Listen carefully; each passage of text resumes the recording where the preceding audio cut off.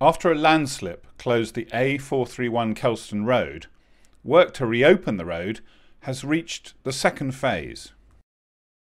So we came in and created a nice flat area on which to put our equipment on, so it's safe and stable, and we're now finally into the most important bit, which is the piling. So what we did is we brought the crane in first of all on 3 low loaders and got that working, brought the rig in on its loader and set that up over a couple of days, and then got drilling. We've got 78 piles to drill altogether, and what we basically do is set the rig up, and he drills down about 15 metres with his drill bit. It's like a giant drill. For the last bit, where we go into some of the hard rock here, he actually has to put some tip blades on in a drill bit and actually go into the rock. We use some sleeves, which are big steel tubes, and they're slowly inserted as we go, and that's all about holding back the soil and making sure it doesn't collapse in. We then basically lift a steel cage in, which is the length of the pile itself. That goes in to add strength to the pile. Only when we've done that can we then start to pour the concrete in, and that hardens up and forms the concrete column, stretching right down to the rock beneath.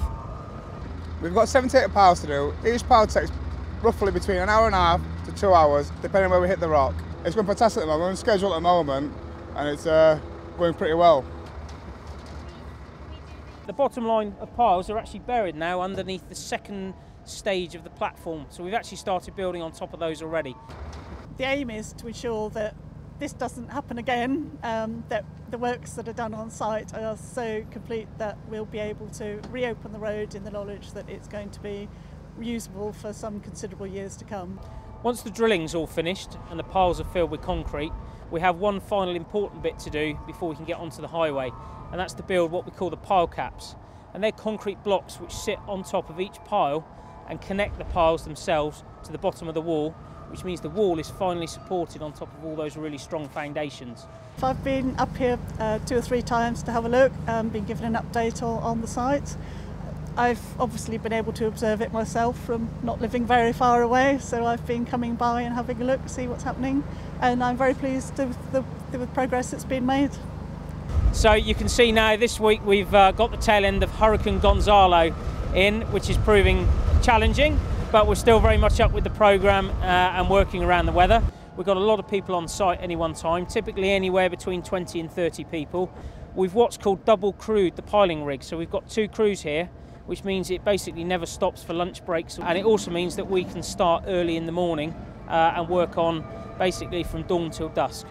I think the people that have been most affected are the people on the west side to Kelston and beyond, and they've been kept up to date by our officers. The parish councils have been kept informed, and the ward councillors.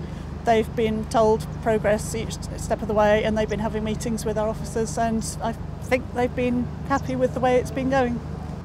When the piling's finished, the next step will be to start on resurfacing the road itself so that we can open it up to traffic again. Really happy with the team, hugely committed team up here. You can see they're working in quite challenging wind conditions. Last week we had the rain consistently, and they are out here 12 hours a day working right through it, wet through, because they know how important it is to get this road open for everybody.